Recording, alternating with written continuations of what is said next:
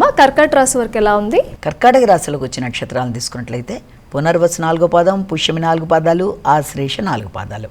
ఈ కర్కాటక రాశి వాళ్ళకి గృహ వాతావరణం చాలా వరకు సామాన్య ఫలితాలు ఇవ్వడానికి అవకాశం ఉంది. అంటే గృహ వాహన వస్తు లాభాలకు సంబంధించిన విషయాలు కానీ, నూతన విషయాలు నేర్చుకునే అంశంలో కానీ, గృహంలో వ్యక్తులతో మీరు ఏదైనా కుటుంబ సభ్యులతో కలిపి నిర్ణయాలు తీసుకునే అంశాలు కానీ చాలా వరకు అది ఘర్షణతో కూడిన నిర్ణయాలుగా ఉండే అవకాశం అనేది ఒకటి కనబడుతుంది.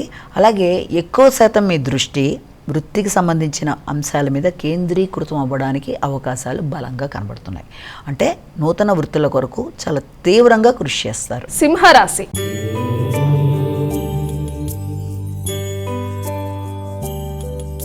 సింహరాశి వారి ఫలితాలు ఎలా ఉన్నాయండి? సింహరాశిలోకి వచ్చిన నక్షత్రాలు తీసుకున్నట్లయితే మనం మఖ, పుబ్బ, ఉత్తర. ఈ యొక్క సింహరాశి వాళ్ళకి సామర్థ్యం పెరుగుతుంది, వ్యక్తుల సహకారం బాగుంటుంది, ఆశించిన విజయాలు అందుకుంటారు, ధైర్యంగా నిర్ణయాలు తీసుకుంటారు. ప్రతి విషయంలోనూ మీరు గట్టిగా ఆలోచనలు చేసి ముందుకు వెళ్ళడానికి మీరు చేసే కార్యక్రమాల్లో పెద్దల సహకారం కోరుకుంటారు. ఉన్నత స్థాయి వ్యక్తుల సహకారం కోరుకోవడంలో వారితో మీరు జాగ్రత్తగా వ్యవహరించి పనులు నెరవేర్చుకోవాలి. కన్యా రాశి.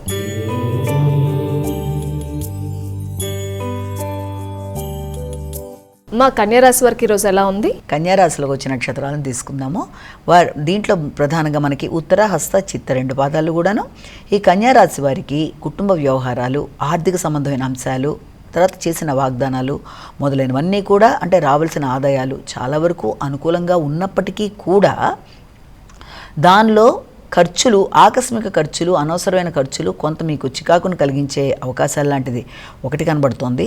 అయినప్పటికీ మీరు ఆ ధనాన్ని వీలైనంతవరకు ఏదైనా వ్యవసాయ సంబంధమైన భూముల కొరకు కానీ, గృహ నిర్మాణ అంశాల కొరకు కానీ తోబుట్టువులతో, ఆత్మీయులతో సంప్రదించి కొన్ని నిర్ణయాలు తీసుకోవడానికి ఆస్కారం ఉంది.